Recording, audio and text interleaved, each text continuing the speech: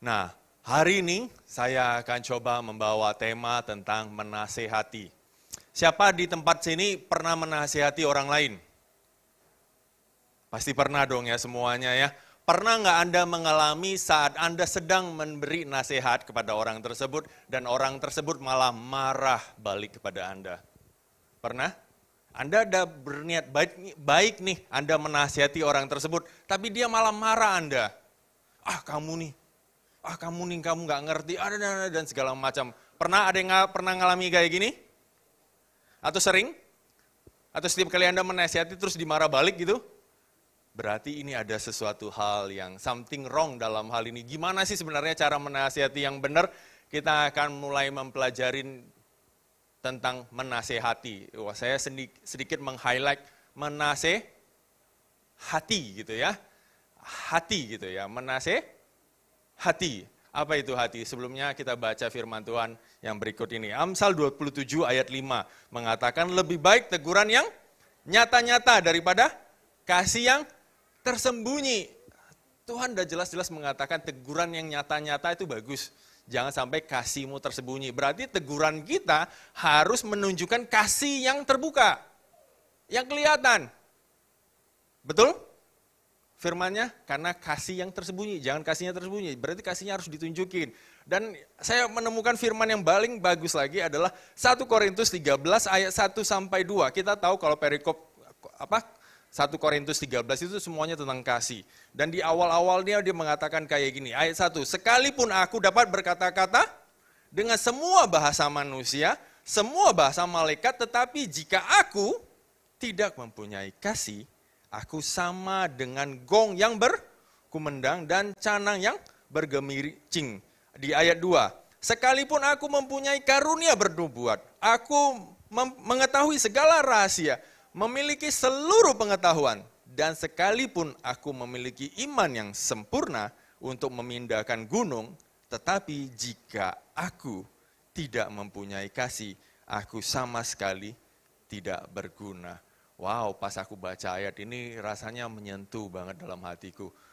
Wow, itu namanya menasehati. Menasehatin itu harusnya pakai hati, bukan hanya pakai perkataan doang. Walaupun kita pandai bahasa malaikat itu kayak gimana sih? Ada yang tahu? Saya juga nggak tahu. Karena saya lagi bukan ngajarin tentang bahasa malaikat ya. Kita lagi belajar kasih itu bagaimana. Firman Tuhan udah jelas-jelas mengatakan saat kita memberi teguran, haruslah kita tunjukin kasih kita. Sebenarnya menasihatin itu banyak sekali tipe-tipe. Pernah dengar kan ya namanya konseling? Opoiki. Apa itu? Saya pertama kali mendengar bahasa ini semua, saya mulai bertanya. Saya bertanya banyak sekali kepada guru-guru saya, baik secara online ataupun secara fisik, online ya Google gitu ya. Google apa itu menasihatin, tak ada satupun yang dapat memberi jawaban yang cukup puas bagi saya. Akhirnya saya membuat sebuah teori dalam hal ini seperti kayak gini. Apa itu counseling? Apa itu consultation? Apa itu training, coaching, dan mentoring? Pasti pernah dengar kan ya? Itu apa sih semuanya?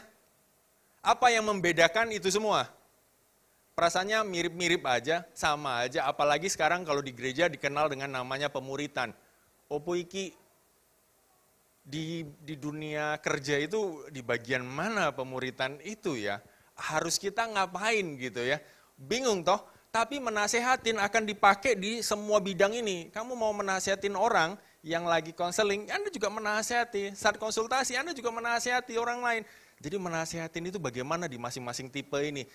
Saya menanya banyak orang, tak ada yang kasih jawaban. Akhirnya saya berusaha merenungin dan saya menemukan jawabannya seperti kayak gini.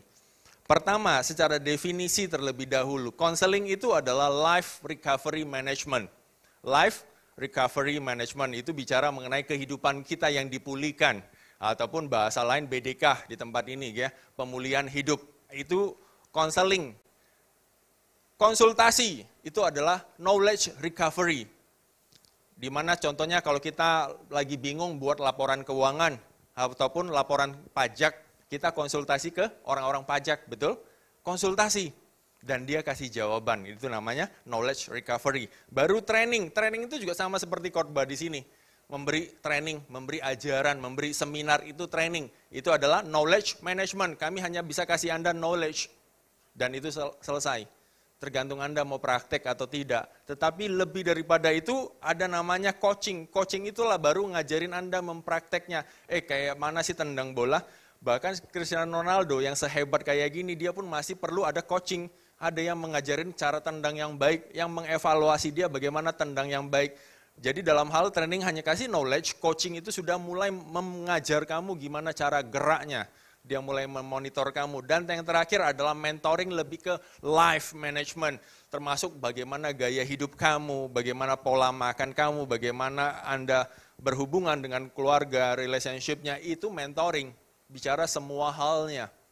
Makanya kenapa gereja kita juga dimentor dari panatua yang lain-lain, dari gereja lain dalam hal ini namanya mentoring. Jadi dia akan menyentuh semua bidang dalam hal ini. Terus pas saya juga mendengar definisi ini saya masih kurang puas. Definisi ini kayak gini masih ngambang-ngambang gitu rasanya ya. Apa sih gitu ya? Gimana sih membedakannya? Dan saya membedakannya dengan kondisi klien bahasanya. Saat kita menasihatin orang lain, berarti dia klien, saya anggapannya ya, klien. Pertama, kondisi klien saya bagi menjadi dua. Pertama adalah emosional, yang bawah itu adalah time, adalah waktu. Secara emosi, saat kita konseling, orang tersebut biasanya lagi sedih, lagi depresi, lagi stres banget, emosinya lagi down luar biasa. Di saat itulah kita konseling, karena emosi dia lagi down. Itu namanya konseling, makanya life recovery. Dan times-nya itu adalah past, adalah kejadian-kejadian dia di masa lalu. Contohnya dia lagi putus cinta dan dia ketemu Anda, yang dia ceritakan apa? Pengalaman yang dulu, ditambah lagi emosi dia lagi down. Berarti kita harus ngapain? Kita lagi konseling namanya. Jadi kita membedakan, ini kita lagi konseling, kita lagi coaching, kita lagi consultation, kita lagi training, seperti ini saya membedakannya. Oleh karena itu konseling itu kita harus banget memperhatikan emosi dia. Karena yang lain, consultation, training dan segala macam, emosi dia biasa-biasa aja. Hanya konseling, emosi dia adalah sangat down banget. Kalau konsultasi adalah di tengah-tengah ini antara past sama future. Dan secara emosi dia standar aja, biasa aja. Saat kita lagi nyusun laporan keuangan, betul? Pusing kali nih, nggak ngerti. Gimana sih cara nyusun laporan keuangan? Ketemu orang, perasaan kita apa? Sebenarnya biasa aja, cuma lagi kondisi stresnya tapi tingkat rendah. Tapi itu adalah past, gimana sih kita nyusun laporan keuangan kita? Ternyata yang bagus gini, future. Jadi di tengah-tengah, ini namanya konsultasi. Saat Anda, karakter saya apa sih? Karakternya apa ya? Berarti saya membaca karakter Anda, itu konsultasi. Jadi dalam hal konsultasi ya kita nggak begitu memperhatikan emosinya dia, karena emosi dia flat aja.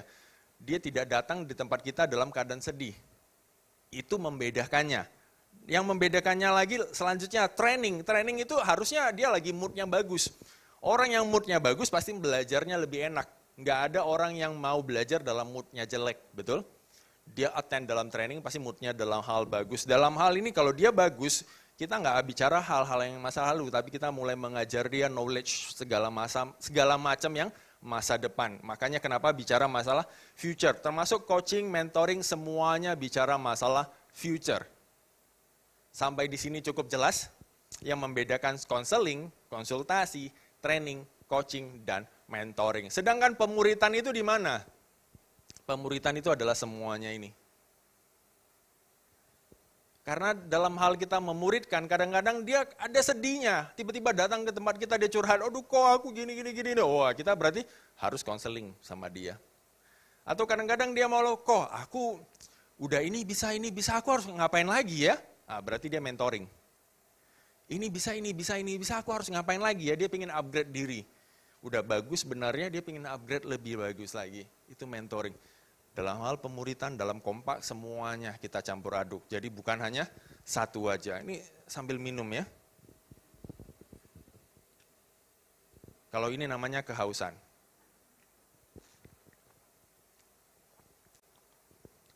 Oleh karena itu, dalam hal ini saya ingin tekankan menasehati dalam konseling. Sedangkan consultation, training, coaching, dan mentoring saya skip. Ya, bahasanya menasihatin itu ya versi sederhana lah. Anda ketemu dan Anda tahu solusi, dah Anda kasih, selesai basically. Cara menasihatinnya seperti itu. Tetapi berbeda tekniknya jika Anda counseling, menasehati dalam kondisi counseling. Itu berbeda banget. Saya kasih contoh, mungkin belum contoh, saya kasih jelasin terlebih dahulu. Pernah nggak Anda menasehati Allah Cilubah? Tahu Cilubah? Cilubah. Pernah ya? Anda pernah main? Apa yang dilakukan Cilubah? Yang dilakukan Cilubah itu adalah mengubah perasaan sedih orang lain menjadi bahagia, betul? Saat anak-anak lagi rewel, anak-anak lagi malas belajar atau apapun lagi sedih, kita ngapain? Kita Cilubah supaya dia senang, biar dia mau makan atau dia mau belajar dan segala macam. Kita pingin ngubah perasaan seseorang secara instan dari sedih menjadi bahagia. Itu versi Cilubah. Dan memang itu sering kita ngalami dari kecil hingga sampai kita besar. Pertanyaannya adalah menasihati ala Cilubah itu bagus atau enggak? Banyak sekali ada orang lagi pacaran, lagi putus cinta, terus kita ketemu dia, kita bilang, enggak apa-apa, enggak usah sedih, nanti kamu bisa dapat kok cowok yang lain lagi. Kita langsung secara instan mengatakan kepada dia, jangan sedih, enggak apa-apa, masih banyak cowok lain kok di dunia ini. Enggak usah yang perhatikan itu, enggak apa-apa. Bisakah kita mengubah perasaan dia secara instan, dari sedih jadi bahagia? Dengan Anda berkata demikian? Enggak bisa, adanya kena keplok kamu, marah dia. Makanya kenapa pertanyaan saya pas saya awal khotbah, saya nanya, pernah nggak Anda memberi nasihat dan dia marah kepada Anda? Padahal Anda berniat baik. Karena mungkin cara kita menasihati itu adalah versi ala Cilubah. Kita ingin mengubah instan. Kita akan melihat sebuah video tentang Inside Out ini.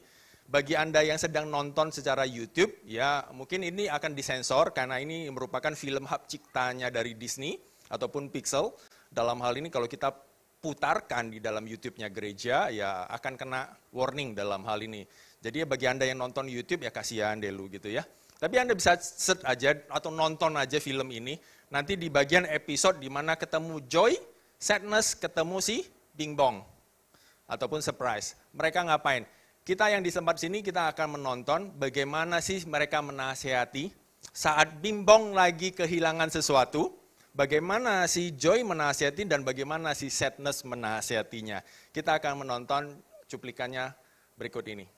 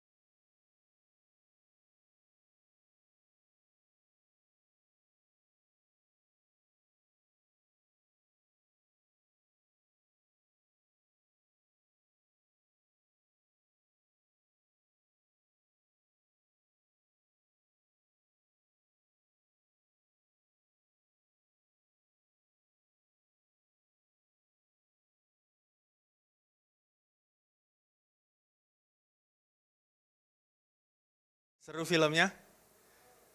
Saya sangat rekomendasi Anda kalau Anda ingin belajar tentang EQ, tentang kecerdasan emosi, Anda nonton film ini. Saya nonton berkali-kali habisnya ya, tahun 2015 kalau nggak salah ya, Pixel ataupun Disney yang keluarin film ini, Inside Out. Bagaimana berbicara, ada 5 emosi di dalam pikiran kita dan bagaimana mereka berinteraksi. Dan ini merupakan salah satu cuplikan bagaimana si Joy sedang menasihati si Bing Bong yang kehilangan keretanya dibuang. Itu adalah lembah kelupaan ataupun lembah kehilangan memori. Jadi dalam hal ini manusia ada namanya lembah memori. Jadi di mana kita akan lupa beberapa pengalaman-pengalaman dulu kita. Contohnya kalau saya nanya, Anda masih ingat nggak Anda SD itu ada kejadian apa aja saat Anda masih SD? Mungkin udah lupa SD apa ya, kejadian apa ya? Anda pasti udah lupa. Karena terlalu lama, itu ada lembah lost memory. Nah, itu keretanya dibuang di sana. Dan itu akan hilang selamanya. Makanya kenapa Bing Bong sangat sedih, karena dia takut si Riley atau karakter utama itu akan lupa terhadap dia, si Bing Bongnya sama keretanya. Jadi seperti itulah dia sedih banget, dan si Joy berusaha menasihatin dia. Seperti ala Ciluba, Anda ada lihat ala Cilubanya? Oh udah jangan sedih, nggak apa-apa, kita masih bisa buat kembali hal-hal yang lain. Udah jangan sedih, ayo kita main dulu yuk, kita bercanda dulu yuk, sampai mukanya blah. Ada yang pernah kayak gitu menasihati temannya? Atau ada yang pernah kayak gitu menasihati pasangannya? Hah? Percaya kalau Anda menasihati kayak gitu kena kebelang.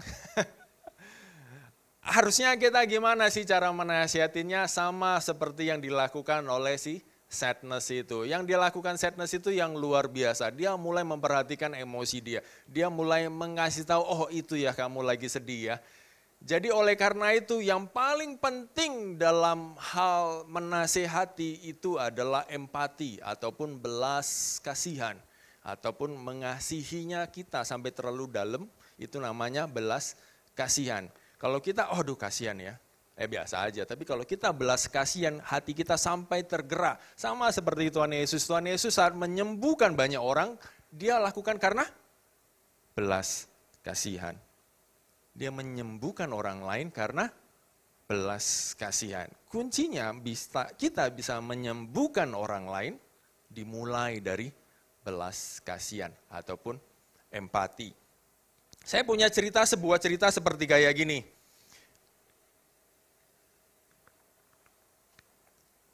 Di awal tahun, kita ngadain komsel, di komsel saya, kita ngadain makan-makan bersama di Bengkong Laut. Kita di Bengkong Laut, kita makan bersama-sama. Singkat cerita ya, kami membawa anak-anak kami dan keluarga kami ke tempat restoran tersebut. Kami kumpul makan-makan. Nah biasalah namanya anak-anak lebih suka main daripada makan. Jadi akhirnya anak-anak mulai main di belakang. Singkat cerita kami mulai makan. Singkat cerita, saat saya noleh ke belakang, apa yang terjadi? Anak saya sedang memukul teman dia. Anak saya memukul teman dia. Terus singkat cerita apa yang saya lakukan sebagai orang tua? Saya langsung ke tempat sana, terus saya bilang, Sky, anak saya yang kedua, Sky, jangan dong kamu pukul teman kamu. Terus singkat cerita si Sky bilang, dia cakar saya duluan. Dia cakar saya duluan. Akhirnya sebagai papa harus ngapain? Gak apa-apa, tetap aja kamu gak boleh mukul balik. Betul? Ada yang salah dalam perkataan saya? Gak apa-apa, kamu gak boleh tetap, gak boleh. Gimana pun kamu gak boleh mukul balik. Saya cuma ngomong sikat aja seperti kayak gitu. Tahukah apa respon anak saya? Dia muter balik dan dia lihat saya dan dia mengatakan, Papa jahat, terus sambil lari. Di saat itu, acara komsel, saya menangis. Saya lihat anak saya kayak gitu, Papa jahat, terus sambil lari. Saya langsung, salahku di mana? Apa salahku? Aku bener-bener acara komsel itu benar-benar kayak aku diem aja, bingung saya habisnya. Karena saya berusaha nanya diriku, apa salahku? Kenapa dia bisa bilang saya jahat? Saya mulai merenungin banyak hal saat saya merenungin tentang materi yang saya pernah belajar tentang EQ ini. Dan saya baru mengerti tentang namanya belas kasihan. Sama seperti yang dilakukan Joy. Dia nggak begitu memperhatikan perasaannya si Bimbong. Sama seperti saya, tidak begitu memperhatikan perasaannya anak saya. Tapi saya hanya berusaha mengkoreksi perbuatan dia yang salah. Apa yang terjadi? Ya seperti itu. Makanya kita akan belajar namanya empati itu. Belas kasihan itu. Empati itu berbeda dengan simpati. Apalagi apati. Empati itu yang di tengah-tengah. Kalau simpati itu yang di atas, kalau Indosat itu yang di luar gitu ya. Indosat Excel itu di luar gitu ya. Simpati itu di tengah-tengah. Oke, bercanda aja. Jadi empati itu adalah belas kasihan, tapi kalau belas kasihan kita berlebihan, hati-hati menjadi namanya simpati. Kalau diilustrasikan seperti kayak gini, empati itu mungkin yang baju warna oranye yang di tengah itu adalah orang yang sedang bermasalah. Orang yang sedang punya masalah, yang baju oranye yang di tengah ini. Kalau Anda simpati, Anda akan masuk ke dalam lingkungan permasalahan dia. Jadi saat si orang oranye itu kita anggaplah si A membenci si B, kalau kita ya orang yang simpati, kita akan juga membenci si B. Ih kurang ajar ya B parah juga ya ternyata. Aku baru tahu si B itu jahat ya. Kita masuk ke lingkaran dia, itu namanya simpati. Kita menjelek-jelekan si B juga, itu namanya simpati. Berbeda sama empati. Empati itu kita berdiri di tengah-tengah garis itu. Saat dia mengatakan si B jahat, kita cuma mengatakan, oh ya, betul ya. Itu ya perasaannya ya. Kita lebih netral di tengah-tengah. Kita mulai mengerti perasaan dia. Makanya kita masuk lingkaran dia, kita mengerti perasaan dia. Berbeda sama apati yang sama sekali nggak mau tahu. Aduh perasaan kamu kayak gitu. Cuma gitu aja kamu emosian. Cuma gitu aja kamu aduh kayak gini. Itu namanya apati. Jadi kita harus belajar namanya empati, bukan simpati ataupun apati gitu ya. Nah empati kuncinya adalah, pertama adalah netral. Dia harus mengerti tentang A dan dia juga harus mengerti B. Jadi dia tidak memihak salah satunya, tapi dia mengerti kedua belah pihak. Dan yang paling penting adalah dia mendengar complete story. Pernah nggak ada teman Anda yang curhat, terus belum selesai Anda motong-motong, gitu aja, udah, gini aja. Akhirnya apa? Dia marah-marah. Pernah nggak? Saya pernah ngalami kayak gitu, saya baru ngomong setengah gitu ya, terus dipotong. Terus akhirnya saya bilang, ya sudah berhenti sampai di sini aja curhatan kita, udah selesai. Bingung dia. Ya karena males, belum cerita habis gitu ya. Belum cerita habis sudah dipotong, terus sudah dibikin asumsi oleh dia. Udah kesimpulan sudah selesai gitu ya rasanya. Rasanya waduh, betek banget ya. Harus belajar mendengar complete story, apalagi Anda yang lagi sedang bangun hubungan ya. Saat pasangan Anda lagi curhat panjang dan lebar, dengarlah sampai selesai terlebih dahulu ya. Apalagi saya sebagai suami setiap kali pulang kerja, istri dan anak itu udah antrian curhat gitu ya. Antrian, anak udah mulai ikut antrian curhat. Ya, papa, saya pun harus bersedia mendengarkannya tanpa memotong. Jadi saya benar, oh ya, oke. Itu doang balasan saya. Dan saya hanya mendengar saja sampai selesai. Yang paling penting adalah, yang terakhir ini adalah understand their emotion. Jadi kita harus mendeklar, oh ya, kamu marah ya tadi ya. Terus dia ngomong-ngomong, oh ya kamu kesel ya. Saya mendeklar bahwa saya ngerti perasaan dia dan saya sebutin emosi tersebut. Saya sebutin emosi tersebut. Sama seperti si Sadness tadi. Si Sadness saat ketemu Bimbong, dia pertama kali dia ngomong apa? Sangat berharga ya barang itu ya, kamu sedih ya akan kehilangannya ya. Dia mendeklar bahwa gua tahu perasaan lu. Dia menyebutin perasaannya lu gitu ya. Dia declare terlebih dahulu. Akhirnya dia baru bisa dia mengerti. Baru menasihatinya bisa dilanjutin. Saya kasih contoh seperti kayak gini mungkin lebih gampang.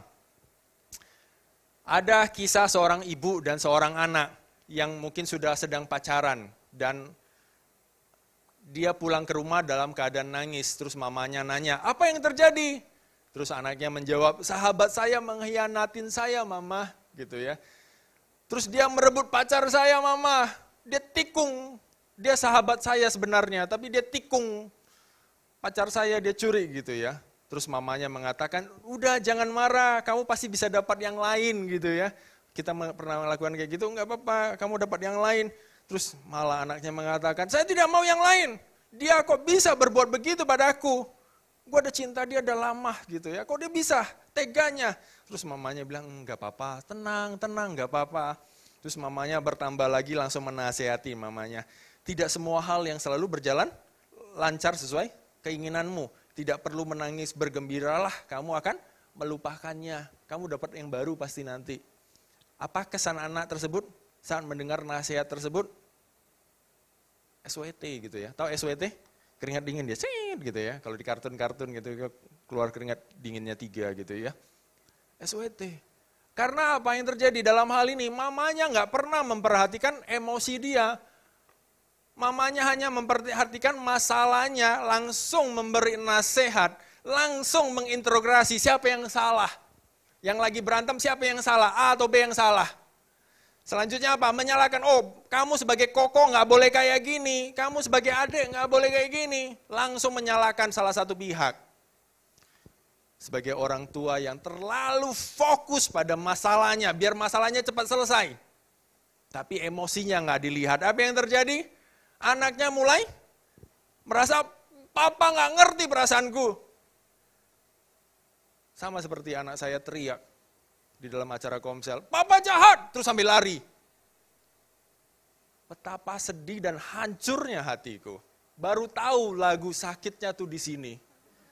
Baru tahu saya perasaan itu gitu ya. Sakit sekali, bener-bener sakit, cuma perkataan gitu doang. Papa jahat. Sakitnya tuh benar-benar terasa banget gitu ya. Saat sekarang saya khotbah gitu, saat saya ngingat kejadian itu, saya tuh perasaan saya masih sedih gitu. Sakit rasanya. Aduh, saya menjadi papa yang gagal dalam hal ini. Tapi saya belajar banyak. Anak bisa mulai menutup diri, nggak mau curhat lagi ke depannya. Kenapa? Ngapain dia curhat? Papa mama langsung kasih blek selesai. Ataupun Anda curhat kepada pasangan Anda langsung kasih solusi blek selesai. Sama pernah kejadian saat suatu malam, kami sudah makan dan mandi dan segala macam, sudah mau tidur gitu ya. Jadi sekitar jam 8-an saya lupa, istri saya mulai curhat, istri mulai panjang lebar, anak punya masalah gini. Itu sekitar 3 tahun yang lalu saat dimana kami punya baby yang si kecil. Baby yang kecil yang anak ketiga, jadi anak ketiga singkat cerita istri saya ya namanya masih punya baby lah ya. Jadi banyak hal yang dia pikirkan. Jadi aduh ini baby mau diurus, belum lagi 2 anak ini mau sekolah, mau gini, ada PR dan segala macam. Stresnya luar biasa gitu ya. Singkat cerita saya berusaha meringankan beban dia. Caranya saya apa? Ya sudah, yang anak itu biarin aja, mereka kan udah besar, yang kecil aja kamu perhatikan. Saya berusaha kasih nasihat dan kasih solusi kepada dia. Apa yang terjadi? Dia mengatakan, apa? Kamu hanya pandai khotbah aja. Kamu gak ngerti perasaan aku. Dia ngomong kayak gitu. Bisa tidur gak pada malam itu? Gak bisa. Perasaan ranjangnya itu kayak ada api gitu ya. Panas sekali AC-nya gitu. Perasaannya panas sekali. Dia teriakin saya kayak gitu. Kamu hanya pandai khotbah aja. Sakitnya tuh luar biasa. Sakit ya rasanya gitu ya, digituin ya. Udah mulai istri saya teriakin saya kayak gitu, anak saya teriakin saya kayak gitu. Aduh, saya bilang Tuhan ini bertobat ini udah 2 kali kejadian gitu ya. Jangan sampai ini yang ketiga kali. Makanya harus saya khotbahkan ini supaya nggak terjadi lagi dalam hal ini ya. Saya terlalu fokus banget memberi nasihat. Saya nggak memperhatikan emosinya mereka. Makanya mulai akhir ini saya belajar banget peka terhadap emosi mereka. Saat mereka mengatakan mereka lagi capek dan saya harus mendeklar, oh ya kamu capek ya. Seperti contoh berikut ini, kejadian yang sama lagi, mamanya menanyain kepada dia, kamu kenapa, apa yang terjadi? Terus dia mengatakan sama lagi, sahabat saya mengkhianatin saya, gitu ya. Terus mulai anaknya bilang, setelah semua yang saya lakukan ini, kami berteman sejak lama, tapi dia nikung, dia curi pacar saya, gitu ya. Terus mamanya mendeklar, oh iya kamu jengkel ya, kamu merasa betapa jengkelnya ya. Jadi mamanya mendeklar kamu jengkel ya. Mendeklar perasaannya dia terlebih dahulu. Selanjutnya terus dia mulai curhat lagi anaknya. Saya tidak percaya mereka bisa lakukan ini semuanya di belakang saya gitu ya. Terus mamanya mulai, singkat cerita dengan tenang, mamanya mengatakan, kamu sahabat sejati ya, kamu masih memperhatikan mereka gitu ya. Terus tapi kira-kira gimana sih ke depannya? Kamu harus ngapain ini ke depannya? Terus anaknya mulai berpikir, sekarang saya mungkin cari teman yang lain aja. Terus tapi mamanya tidak berusaha menasihati, mamanya mengatakan, wow kamu kuat sekali ya. Kamu sanggup ya menghadapi masalah tersebut ya. Kira-kira apa respon anak ini setelah mendengar nasihat kayak gini? Padahal mamanya kasih nasihat. Nggak ada, statementnya pendek-pendek semua. Yang panjang siapa? Anaknya. Yang dilakukan sebagai orang pendengar hanya mendeklar emosinya, setelah itu bertanya, kamu mau ngapain berikutnya? Walaupun nanti yang kita dengar adalah bukan sesuai harapan kita, harusnya solusinya sih begini. Tapi yang kita dengar, yang dia jawab mungkin begini, berbeda. Jangan dipaksa. Jangan dipaksa, biarin aja. Yang penting kita mengerti perasaan dia terlebih dahulu. Karena apa? Jika kita memahami emosi dia, kita mulai melihat fokus pada emosi dia, kita mulai mendengar, kita mulai memperhatikan dia 100%, bukan hanya dia lagi ngomong kita main handphone. Apa?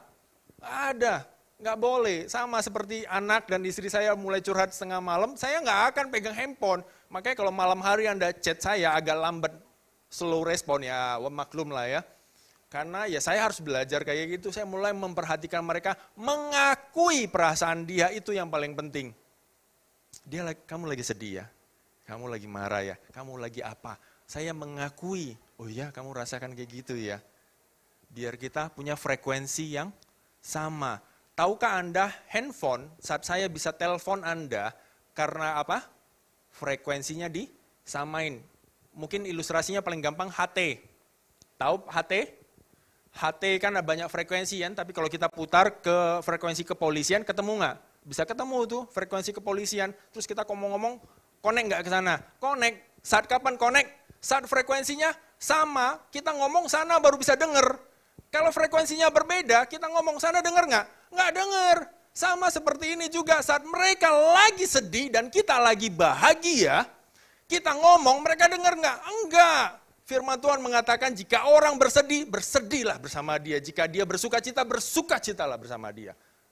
Samakan frekuensi terlebih dahulu, baru Anda ngomong. Frekuensinya kalau nggak sama, jangan ngomong, jangan kasih nasihat. Anda akan mengalami pengalaman seperti saya. Sakitnya tuh di sini gitu ya. Susah banget dilupakan kayaknya ya, tapi seru banget kalau diceritakan ya. Oleh karena itu belajarlah mengakuinya terlebih dahulu dan terakhir bertanya. Kira-kira menurut kamu ada nggak solusinya? Tapi kalau dia emosinya belum selesai, jangan bertanya. Contohnya sama seperti saat anak saya lagi belajar kemarin ujian kenaikan kelas gitu ya. Untuk sekolah walaupun tidak ada secara aturan. Sekolah tetap mengadakan ujian, anak saya bahasanya stres, worry. Karena saat semester sebelumnya dia dapat nilainya jelek-jelek semua. Pada beberapa mata pelajaran. Jadi pas kenaikan kelas, dia worry dia nggak naik kelas. Jadi pas saya mulai review pelajaran sama dia nangis. Sebagai seorang ayah ataupun sebagai seorang guru, apa yang kita lakukan? Udah jangan nangis, jangan nangis. Kita belajar aja yuk, kita belajar aja yuk. Apakah begitu? Nggak bisa, dia nggak akan tetap belajar. Apapun yang Anda ngomong, dia masih tetap di sana. Apalagi anak saya masih kecil gitu ya, masih 7 tahun, terus dia nangis, terus gimana? Apa yang saya lakukan? Saya hanya memeluk dia, gak apa-apa, kita nangis saja dulu yuk. Kamu capek ya, kamu takut ya, gak apa-apa, kita nangis dulu. Dia nangis sekitar 5 menit, setelah nangis selesai, dia bilang, "Pak, aku udah nangis selesai." Dia yang ngomong, "Pak, aku udah nangis selesai." Oke, selesai, yuk kita istirahat sebentar, nanti kita belajar ya. Oke, dia terus ke toilet, cuci muka dan segala macam, baru dia datang belajar. Udah, selesai. Saya nggak ada kasih nasihat, nggak ada apa-apa. Saya hanya duduk di samping dia, terus saya peluk dia. Ya udah, nangis saja. Papa di sini kok. Nangis saja.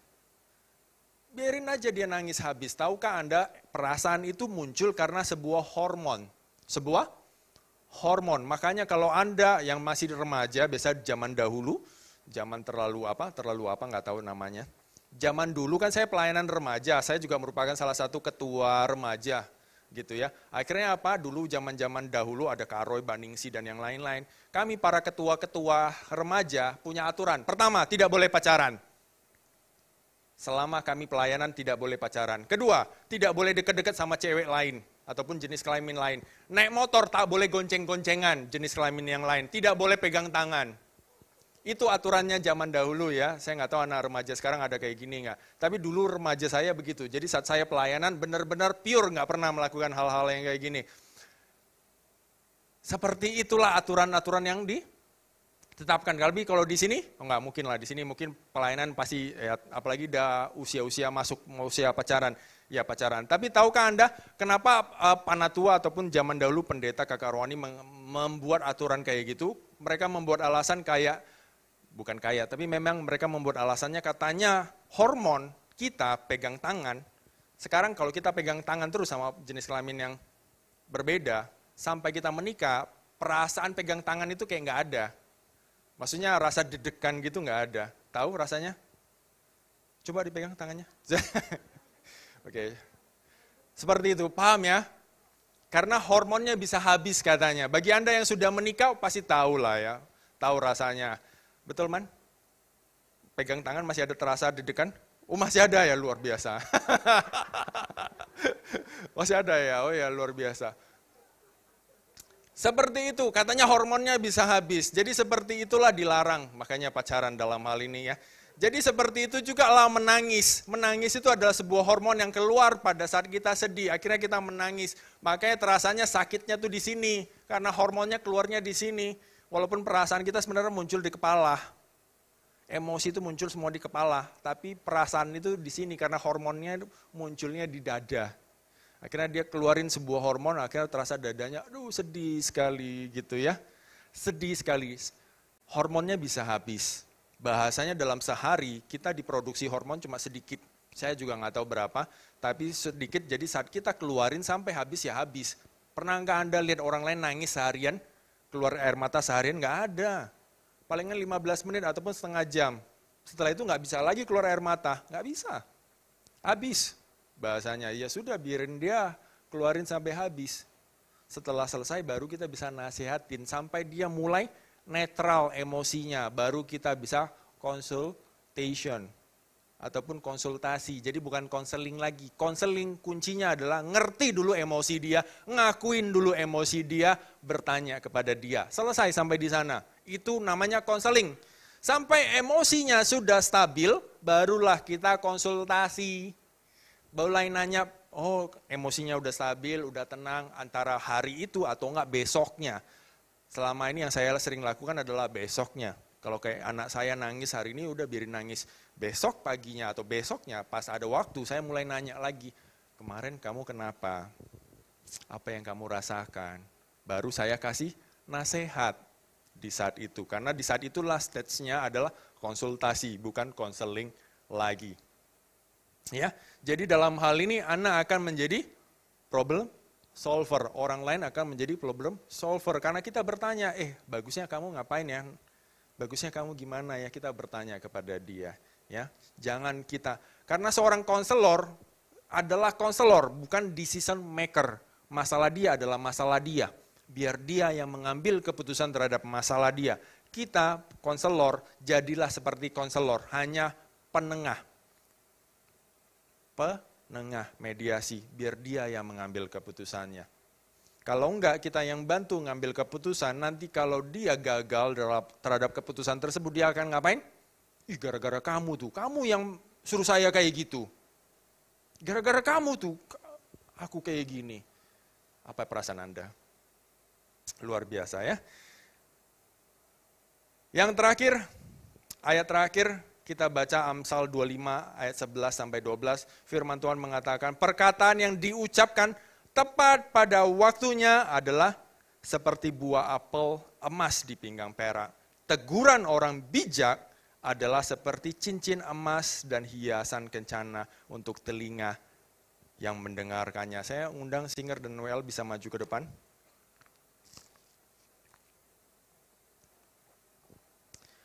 Terkadang saat orang sedang punya masalah, jangan terlalu terburu-buru kasih nasihat. Jangan terburu-buru langsung kita bantu dia ngambil keputusan. Belajar mendengar terlebih dahulu dan kita, oh ya begitu ya, kamu jengkel ya, kamu perasaan kamu apa ya. Confirmation terhadap perasaan dia terlebih dahulu, karena kita tahu seperti Amsal ini mengatakan, pada waktu yang tepat itu seperti buah apel nasihat kita. Dan saya masih ingat lagi yang ayat yang pertama kali kita baca di 1 Korintus 13 ayat 1 dan 2. Bukan karena perkataan kita yang hebat.